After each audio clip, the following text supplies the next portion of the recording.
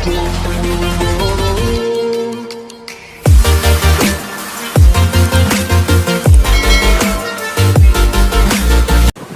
Hello everyone, welcome back to Vijay sir's Academy. तो guys आज की वीडियो में हम देखने वाले हैं अपने ओसीएम का चैप्टर नंबर 3 का पार्ट 4। तो पार्ट 3 तक हम लोग ने लास्ट लेक्चर में कर लिया था, जिसके अंदर हम लोग ने देखा था एंटरप्रेन्योरशिप डेवलपमेंट क्या होता है, ट्रेनिंग क्या होता है और फंक्शंस ऑफ एंटरप्रेन्योर, ये सारी चीज़ों को हम लोग ने देखा था पार्ट 3 के अंदर। तो पार्ट 4 में हम स्टार्ट करने वाले हैं आज हमारे टॉपिक का, जिसका नाम है recent initiative by the entrepreneurship development. क्या क्या इंडियन गवर्नमेंट ने इनिशिएटिव लिए हैं ताकि एंटरप्रेन्योरशिप डेवलपमेंट हमारे देश के अंदर ज़्यादा हो सके। एंटरप्रेन्योरशिप डेवलपमेंट के बारे में मैंने आपको लास्ट लेक्चर में बताया था। उसमें मैंने आपको ये बताया था कि किस तरह से हम अपने एंटरप्रेन्योरशिप को देश में बढ़ा सकते हैं, यानी लोग जॉब मांगे ना बल्कि जॉब दे, यानी अपनी खुद की एक कंपनी डालने को बोला जाता है एंटरप्रेन्योरशिप। एंटरप्रेन्योरशिप को डेवलपमेंट देने के लिए, बढ़ाने के लिए भारतीय गवर्नमेंट ने क्या क्या किया है, वो सारी चीज़ें हम लोग इसके अंदर देखने वाले हैं। स्टार्टअप इज डिफाइंड, अगर हम स्टार्टअप इंडिया की बात करें, इसके अंदर आपका जो पहला टॉपिक है startup India.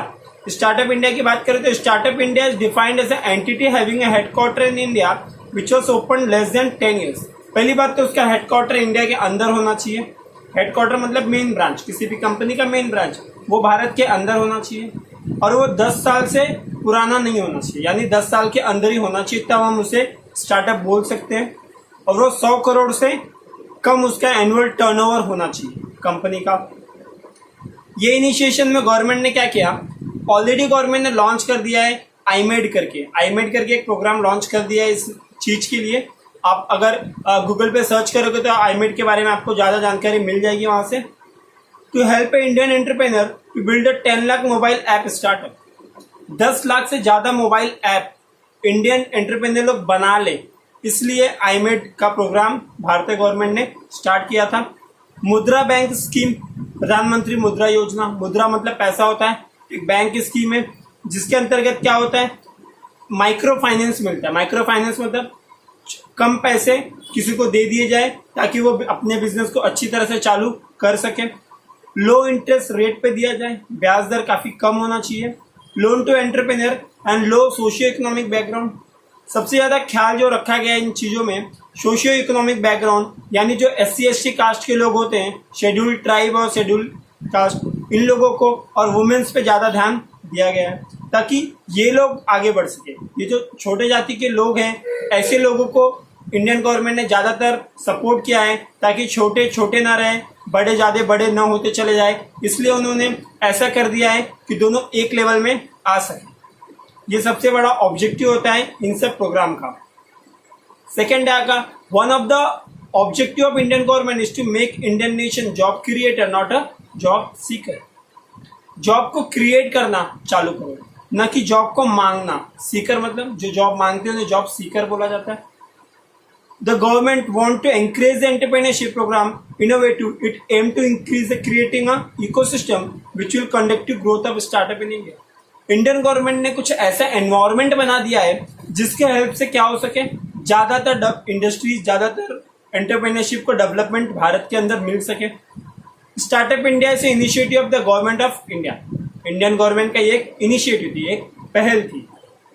It was launch in the year 2016। जैसे हमको पता है मोदी गवर्नमेंट जब से 2014 के बाद से जब से आई है, उन्होंने ज़्यादातर फोकस स्टार्टअप इंडिया के ऊपर किया है कि भारत में ज़्यादा से ज़्यादा चीज़ें बनाई जाए। क्योंकि पहले ऐसा होता था कि पहले बाहर चीज़ें बनती थी, वो हम वहाँ से बाई करते थे। तो अभी से ये इंडियन गवर्नमेंट ने फोकस करना चालू किया है कि इंडियन गवर्नमेंट जो रहे वो ज़्यादा से ज़्यादा चीज़ें इंडिया में बने और बाहर चली जाएं, ताकि बाहर का पैसा हमारे भारत के अंदर आ पाए। It aim at building the ecosystem which will nurture the startup in country. Startup को नर्चर करना है, स्टार्टअप को बढ़ावा देना है भारत के अंदर, so that sustainable economic growth and large scale employment opportunities can be generated. अच्छा एक इकोनॉमिक ग्रोथ आ जाए और एक अच्छा एम्प्लॉयमेंट जनरेशन हो जाए, लाइक लोगों को ज़्यादा से ज़्यादा एम्प्लॉयमेंट मिलना चालू हो जाए। Thus, this government of India has announced the Startup India Action Plan to focus on the following areas. इसलिए इंडियन गवर्नमेंट ने ये स्टार्टअप इंडिया के प्लान को अनाउंस किया है और इन सब चीज़ों पे फोकस किया है। पहले क्या, simplification and hand holding. Simplify कर लो चीजों को, और हैंड होल्डिंग एक दूसरे का, सबका साथ सबका विकास, जैसे आप लोगों ने सुना है, तो हाथ पकड़ के एक साथ आगे बढ़ना है। Compliance producer startup will made easy. Similarly if necessary winding up will also allowed in a fast track basis.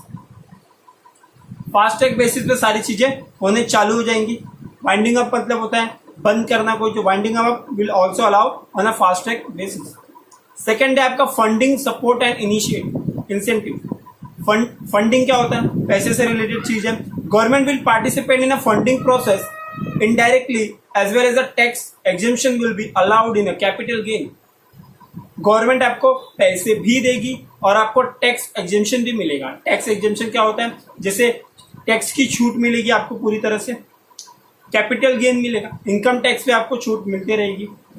Third है आपका industry, academia and partnership and incubation. Under this initiative government is proposing a introduce startup fest. Startup fest create करेगी, कुछ ऐसा माहौल बना देगी जहां पे लोगों को स्टार्टअप को लेके ज्यादातर एंकरेजमेंट मिलेगा, मोटिवेशन मिलेगा, प्रोत्साहन मिलेगा। To provide pre incubation training, उन्हें ट्रेनिंग दी जाएगी। To set up a incubator with the help of private sector, launch innovative focus program for student and so on.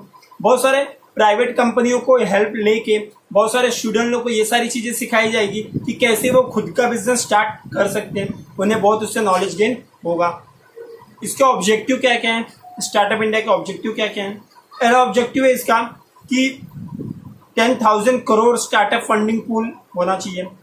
Reduction in patent registration fees, registration fees में कमी कर दी जाए ताकि ज्यादा से ज्यादा लोग अपने कंपनी को रजिस्टर कर पाए। Improve bankruptcy code to ensure 90 days exit window, bankruptcy code को अच्छा इंप्रूवमेंट मिल जाए ताकि 90 दिन के अंदर आपको जो काम है वो काम आपका पूरा हो सके। Freedom from mystifying inspection for first 3 year of operation, किसी भी तरह का इंस्पेक्शन से बच सके आप स्टार्टिंग के 3 साल में। Freedom from capital gain tax for the first 3 year, किसी भी तरह का टैक्स आपको पहले 3 साल में न देना पड़े। Freedom from tax for first 3 year of operation, operation अपने बिजनेस स्टार्ट किया उसके पहले 3 साल में आपको टैक्स भी न देना पड़े। Self glorification compliance to target a 5 lakh school and involve 10 lakh children in innovative related program. 5 lakh स्कूलों को, 10 लाख बच्चों को ऐसे इनोवेटिव प्रोग्राम में इन्वॉल्व किया जाए। Encourage the entrepreneurship, promote Indian across, ये सारी चीजें पढ़ सकते हो। इसमें बहुत सारे ऑब्जेक्टिव्स आपको लिखे गए हैं। जनरली ऐसे क्वेश्चन आपको 5 मार्क के पूछे जाते हैं। What is startup India? अब मैं बोलूं कि ये लास्ट टाइम 12th के सिलेबस में नहीं था, ये इस टाइम आया है, तो ये आप इंपॉर्टेंट क्वेश्चन मान के इसको चल सकते हो जो आपको एग्जाम में चांसेस है कि पूछा जाए 5 मार्क के लिए। अब आराम से इसके अंदर कुछ 7-8 पॉइंट लिख के स्टार्टअप इंडिया का मीनिंग लिख दोगे, आपका आंसर हो जाएगा। आगे देखते हैं इसके क्या क्या ऑब्जेक्टिव है। Objective of stand up India scheme. Stand up India scheme के ऑब्जेक्टिव क्या क्या है? स्टैंड अप इंडिया के जो आपको ब्लू कलर का जो इसमें फोटो दिख रहा होगा आपको, इसमें आप क्या लिखा है? बैंक का branch 1, branch 2, branch 3, load of district manager, वहां पे आपको कनेक्ट सेंटर सिडबी और नाबार्ड, ये सारी चीजें क्या है? ये एक बैंक से जो छोटे छोटे लघु उद्योग बोलते हैं, जिसे स्मॉल स्केल इंडस्ट्री बोला जाता है, उन लोगों को बढ़ावा देती है, उन लोगों को पैसे देती है। नाबार्ड में बोलूँ तो हम बोल सकते हैं कि रूरल साइड का एक आरबीआई जैसा मान सकते हो, क्योंकि नाबार्ड एक अपेक्स बैंक है, एक टॉप बैंक है जो पूरे वहाँ के रूरल बैंक को हैंडल करती है, वो रूल्स और रेगुलेशन बनाती है। और सिडबी भी है, डेवलपमेंट बैंक है, ये भी जो डेवलपमेंट को बढ़ाती है, इंडस्ट्रियल डेवलपमेंट को आगे लेके जाती है। Objective of stand up India scheme देखेंगे हम, ये क्या होता है? Objective of stand up India scheme is to facilitate bank loan between the 10 lakh to 1 crore. 10 lakh से 1 करोड़ तक का लोन आपको मिलेगा। उसके अंदर से किसको मिलेगा? शेड्यूल्ड कास्ट और शेड्यूल्ड ट्राइब को, मैंने ऑलरेडी बता दिया था, SC/ST को मिलता है। And at least 1 women borrower from the पर बैंक, और एक वुमेन को मिलेगा, एक पर ब्रांच पर बैंक से एक वुमेन होनी चाहिए और एक SC/ST के लोग होने चाहिए। आप देखो कि पूरे पैराग्राफ में सिर्फ SC/ST और वुमेन पे ज्यादा फोकस किया गया है। स्टार्टअप एंड ग्रीनफील्ड एंटरप्राइज, जो नए नए बिजनेस को स्टार्ट करते हैं ग्रीनफील्ड एंटरप्राइज बोलते हैं। दिस एंटरप्राइज में भी वो मैन्युफैक्चरिंग में हो सकते हैं, वो सर्विस में हो सकते हैं, या फिर वो ट्रेडिंग सेक्टर में भी हो सकते हैं। In case of non individual यानी अगर बहुत लोग ने मिलकर कंपनी को स्टार्ट किया, जैसे मैंने आपको शेयर होल्डिंग के बारे में बताया था एसपी के लेक्चर में, इसमें भी मैंने आपको बताया है। तो उसमें क्या हो सकता है, जो 51% शेयर होल्डिंग रहेगा वो कभी भी किसके पास रहना चाहिए, SC/ST के पास रहना चाहिए, नहीं तो एक वुमेन एंटरप्रेन्योर के पास होना चाहिए। यानी अगर पूरी कंपनी का 50% से ज्यादा का हिस्सा जो SC/ST और एंटरप्रेन्योर वुमेन के पास होना जरूरी है। इसमें एलिजिबिलिटी क्या है, क्या क्या चीजें आपके पास होनी चाहिए। SC/ST और द वुमेन एंटरप्रेन्योर अब 18 ईयर, SC/ST या वुमेन कभी 18 साल के ऊपर होने जरूरी है उनको कंपनी स्टार्ट करने के लिए। Loan under the scheme are available for only greenfield project, कोई भी ग्रीनफील्ड प्रोजेक्ट है, ग्रीनफील्ड के बारे में यहाँ देखो लिखा है, the first time venture of the beneficiary in manufacturing service sector trade sector, या तो मैन्युफैक्चरिंग हो, या तो सर्विस हो, या तो ट्रेड हो। फर्स्ट टाइम रहेगा तो उसे ग्रीनफील्ड बोला जाता है और उस समय उस चीज को आगे लेके जा सकते हो आप। In case of non individual enterprise, जैसे मैंने ऑलरेडी बता दिया, नॉन इंडिविजुअल अगर रहेगा तो 51% जो शेयर रहता है वो पूरा का पूरा किसके पास चला जाता है, वुमेन्स और SC/ST के पास चला जाता है। Nature of loan, composite loan होता है। पर्पस ऑफ लोन क्या होता है, for setting up a new enterprise manufacturing traded, जो पर्पस क्या है, मतलब आपका ऑब्जेक्टिव क्या है उस लोन के पीछे, वो आपका क्या रहता है, सेटिंग अप करना, ऐसे इंडस्ट्री को आगे बढ़ाना। साइज ऑफ लोन क्या बोल सकते हैं, composite loan 75% of the project cost inclusive of the term loan and working capital, 75% तक का लोन आपको मिल जाएगा। आपका जो फिक्स कैपिटल है, वर्किंग कैपिटल दोनों मिला के 75% तक का लोन आपको मिल जाएगा। However it will not applicable if borrower contribution along with the coverage support from any other scheme except 25% of the project. किसी और प्रोजेक्ट जिससे आपको 25% से ज्यादा का हेल्प मिल रहा है तो उन सब चीजों पे ये एप्लीकेबल नहीं होता है। आगे आपका इंटरेस्ट रेट, इंटरेस्ट रेट कैसा होना चाहिए, rate of interest would be lowest applicable, जितना ज्यादा हो सके इंटरेस्ट रेट आपका लो रहेगा। मैक्सिमम 3% का लोन, 3% के ब्याज दर इंटरेस्ट रेट आपको देना पड़ेगा। सिक्योरिटीज क्या है, beside a primary securities the loan में be secured by collateral securities, कोई भी कोलेटरल सिक्योरिटीज हो। कोलेटरल सिक्योरिटीज मतलब कोई भी ऐसा सामान जो आप गिरवी रख सको, जैसे शेयर हो गया, शेयर एक कोलेटरल सिक्योरिटीज है जिसको आप किसी को दे के आप पैसे उनसे ले सकते हो। And guarantee of card, fund scheme and startup India loan, ये सारी चीजें होती हैं सिक्योरिटी के अंदर। रीपेमेंट क्या, loan is repayable in 7 years with maximum moratorium period of 18 month, जो आपको 7 साल के अंदर आपको देना चाहिए। और मेरिटोरियम पीरियड क्या होता है इसका, 18 month का होता है।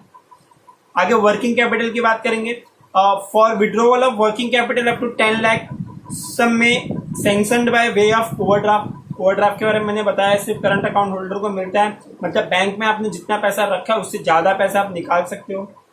RuPay debit card issued for the convenience of borrower, working capital मतलब जो रोज रोज आपको पैसे की जरूरत पड़ेगी वो सारी चीजें आप कैसे ले सकते हो गवर्नमेंट से। Working capital limit about 10 lakh to be sanction by the way of cash credit limit, 10 lakh से ज्यादा वर्किंग कैपिटल निकाल सकते हो कैश क्रेडिट लिमिट के हिसाब से। मार्जिन मनी क्या होता है, scheme efficient 25% margin money which can be provided in convergence with eligible central state scheme, 25% तक आपको मार्जिन मिलेगा जो सेंट्रल स्टेट गवर्नमेंट ने आपको बोल के रखा हुआ है। तो गाइज आगे है आपका एग्रो टूरिज्म और new approach towards the entrepreneurship. इसमें क्या मीनिंग देख लेते हैं इसका, it's a increasingly mechanised world, many people have lost touch with how their food is produced and how the region originate. ये मॉडर्नाइज वर्ल्ड में हम ये भूल चुके हैं कि कैसे हमारा कोई प्रोडक्ट, कोई हमारा जो फूड है वो कहाँ से प्रोड्यूस होता है। तो जनरली हम लोग रूरल एरिया के बारे में भूल जाते हैं, हम अर्बनाइज हो चुके हैं, हम शहर में रहते हैं, हम गांव के बारे में ज्यादा नहीं जानते। Agro tourism effect tourism to chance to reconnect with the land and provide a hand on experience. आप अपने लैंड के साथ वापस से रिकनेक्ट हो जाओ और उन्हें हैंड ऑन एक्सपीरियंस प्रोवाइड करो with the local food. Agro tourism activities include picking fruit, tending bees, milking cows and educational pursuits. ये जो सारी चीजें गांव की है, जो भी फ्रूट है, बीज है, मिल्किंग है, वो सारी चीजों पे ज्यादा फोकस देना है आपको, एजुकेशन पे ज्यादा फोकस देना है ज्यादातर रूरल एरिया में। Agro tourism focuses on travel that empowering to the local communities both socially and economically. जो आपका लोकल लोग है वहाँ के, जो आपके इकोनॉमिकली वीक है, यानी जिनके पैसों की कमी है, और जो सोशली है, उन लोगों को बढ़ावा देना। Recognising the need of diversify their farm product and supplement their agricultural income. उनके फार्म पे जितना प्रोडक्शन हो रहा है उनको भी आगे बढ़ाना है, ताकि वो लोग अपने प्रोडक्ट को शहर में बेच सकें और ज़्यादा पैसे कमा सकें। इनकम में farmer consider agro tourism as a one income option for the long term sustainability. एक एग्रो टूरिज्म को फार्मर एक ऐसा मान सकता है कि लंबे समय के लिए वो उस चीज़ से पैसा कमा सके, ताकि वो अपने प्रोडक्ट को बाहर बेच सके। Agro tourism can be support agricultural economic when local producer can no longer compare economically. Agro tourism क्या हो सकता है? एग्रीकल्चरल इकोनॉमी को क्या करेगा? हेल्प करेगा, क्योंकि भारत में आज भी ज्यादातर जो हमारा जीडीपी का पैसा आता है वो एग्रीकल्चर से आता है। तो एग्रीकल्चर को टूरिज्म, एग्रीकल्चर को बढ़ावा देना बहुत ज्यादा जरूरी हो जाता है। Small landlord are the most precious part of the state. जो एक छोटा सा जमींदार होता है वो बहुत ज्यादा कीमती होता है किसी भी राज्य के लिए, किसी भी स्टेट के लिए। ये उसका हम मान सकते एक डेफिनेशन है। आगे एग्रो टूरिज्म के बारे में देखिए। Agro tourism in Maharashtra. State of Maharashtra is a point state to develop and promote agro tourism country. Maharashtra एक ऐसा स्टेट है जहाँ पे एग्रो टूरिज्म को ज्यादातर बढ़ावा दिया जाता है। Agro tourism and agro tourism क्या होता है? At it defined most broadly involve any agricultural based operation or the activity that bring a visitor to a farm. Agro tourism क्या होता है? एक तरीके की एग्रीकल्चरल एक्टिविटी है जहाँ पे तुम्हारे विजिटर फार्म तक आ सके, मतलब फार्म को ज्यादा अच्छी तरह से पहचान सके, वहां से प्रोडक्ट को बाय करें। Agro tourism is a form of niche tourism that considered as a growth industry in many part of the world including India, Australia, Canada etcetera, United State और फिलीपींस। ऐसे कुछ स्टेट के अंदर जो agro tourism को क्या कहा जाता है कि एग्रीकल्चर को बढ़ावा देते हैं। जैसे बहुत सारे देश हैं जो ऑस्ट्रेलिया है, इंडिया, कनाडा, यूनाइटेड स्टेट या फिलीपींस है। ये सारे स्टेट में ऐसा किया जाता है कि एग्रो टूरिज्म को इस समय बढ़ावा दिया जा रहा है। Beside the growing and selling of the product there are many other important aspect of the managing the farm business. सिर्फ उन्हें ग्रो करके बेचना ही नहीं, और भी बहुत सारे काम है जो इसे किया जा सकता है। जैसे बिजनेस प्लानिंग हो गया, फाइंडिंग अ लैंड हो गया, नया लैंड ढूंढना, मैनेजिंग द एम्प्लॉय को मैनेज करना, रिकॉर्ड रखना, एडरिंग टू द रेगुलेशन को मानना, इंश्योरिंग द क्रॉप इंश्योरेंस भी होता है। लाइक आपके क्रॉप कभी जल गए या फिर कोई क्रॉप किसी वजह से खराब हो गए, बारिश की वजह से कितने क्रॉप खराब हो जाते हैं, तो इंश्योर करना उसको। Preparing for the rainy day and retirement all of fall under the heading of farm management. ये सारी चीजें फार्म मैनेजमेंट के अंदर आती है। जिससे हम बिजनेस को संभालते हैं, इनका कहना है एग्रो टूरिज्म के हिसाब से हम जो खेती है गांव की उसको भी उस तरह से हम देखें, उस तरह से हम संभालें। क्या क्या एक्टिविटीज होती है इसके अंदर? Activities in agro tourism, outdoor recreation जैसे फिशिंग, हंटिंग, वाइल्ड लाइफ हो गया। एजुकेशन एक्सपीरियंस को बढ़ाना चाहिए उसके अंदर, जैसे farming experience like rice plantation, cooking experience and चूल्हा। लाइक आपको प्लांटेशन का भी एक एजुकेशन होता है जिसके बारे में अगर नॉलेज रहेगा फार्मर को तो काफी अच्छे से उस चीज को कर लेगा। हॉस्पिटैलिटी और हॉस्पिटल सर्विस जो होता है वो outfit service. On farm direct sales, U pick operation और रोड साइड स्टैंड। क्या होता है यहाँ पे? डायरेक्ट सेल्स भी कर सकते हो, जिसको चाहिए चीज सामान डायरेक्ट बेच सकते हो। Happy customer will definitely return. जो कस्टमर आपसे हैप्पी रहेगा वो जरूर लौट के आपके पास वापस जरूर आएगा। They will also tell the friend and family about the farm. वो लोग अपने घर वालों को और अपने फ्रेंड को आपके फार्म के बारे में बताएंगे। Farmer can add a value to your guest experience by offering a refreshment. कोई अलग अलग रिफ्रेशमेंट फार्मर आपको प्रोवाइड कर देगा। They can select a produce and complement what they produce and farm such as milk, butter, samples, fresh food, fresh juice, etc. इन सब चीज़ों को भी बढ़ावा दिया जाएगा। Time creativity, farmer can expand their recreation enterprise. Time के साथ वो अपने आप को रिक्रिएशन कर सकते हैं। कुछ ऐसे सर्विसेज जो कंपनी में दिए जाते हैं, वैसे वैसे सर्विसेज अगर फार्म में मिलने लग जाए तो चीज़ें आगे बढ़ेंगी आराम से। आपका गाइज अगला टॉपिक है एंटरप्रेन्योर। हमने अब तक एंटरप्रेन्योर के बारे में पढ़ा था, अब देखेंगे एंटरप्रेन्योर होता है क्या। बेसिकली अगर मैं बताऊं एंटरप्रेन्योर का मीनिंग, इसका मतलब हम बोल सकते हैं कि किसी भी कंपनी के अंदर जो एम्प्लॉय काम करता है अगर एम्प्लॉय को अपने आइडिया को बढ़ावा देने का मौका मिल जाए, उसको ये मौका मिल जाए कि अपने आइडिया को अपने बॉस के साथ वो शेयर कर सके और बॉस उसके ऊपर काम करना चालू कर दे कि हाँ ये मेरे एम्प्लॉय का आइडिया है, इसने जो आइडिया दिया है इसके ऊपर मैं काम करता हूँ, इसके ऊपर मैं इन्वेस्टमेंट करता हूँ, तो वो भी एक तरीके का एक इनिशिएटिव हो गया, वो भी एक तरीके का स्टार्टअप हो गया। उसके एम्प्लॉय ने कुछ नया स्टार्ट करने का सोचा है, तो इसके लिए उसको क्या बोला जाता है, इंट्राप्रेन्योर। हम लोगों ने एंटरप्रेन्योर देखा था जहाँ पे कोई चीज कोई स्टार्ट करते हैं, उसी तरह से किसी कंपनी के अंदर जब अगर कोई एम्प्लॉय स्टार्ट करे कुछ तो उसको इंट्राप्रेन्योर बोला जाता है। Employer implement his own initiative and creative ideas. His idea or a product or may not earn an immediate revenue of the company. Still the employee keep on receiving a salary. हो सकता है कि जो employ ने ऐसा किया है, like हमने कोई भी एम्प्लॉय ने चीजों को आगे बढ़ाने की सोचा है, लेकिन वो उसको नहीं मिल रहा है, लाइक उसको कंपनी उसको फाइनेंस नहीं कर रही, उसको फंडिंग नहीं कर रही है। अगर उसे बेसिक सैलरी भी मिल रही है और उसके आइडिया को माना जा रहा है, कंपनी में उसके आइडिया पे कुछ काम किया जा रहा है, तो हम बोल सकते हैं कि वो एक तरीके का एंटरप्रेन्योर है, एंटरप्रेन्योर चल रहा है।